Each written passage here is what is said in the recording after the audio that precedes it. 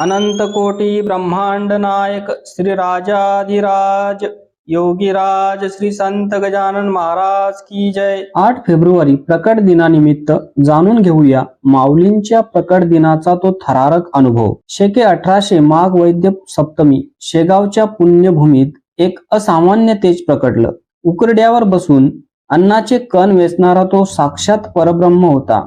आजही भक्तांच्या हाकेला धावून येणारे आमचे गजानन माऊली। 23 फेब्रुवारी 1878 रोजी बंकतलाल यांना महाराज पहिल्यांदा दिसले।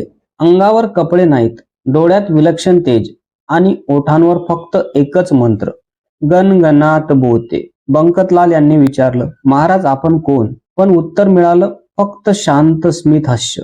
तेथूनच सुरू झाला शेगावच्या भक्तीचा महाकुंभ।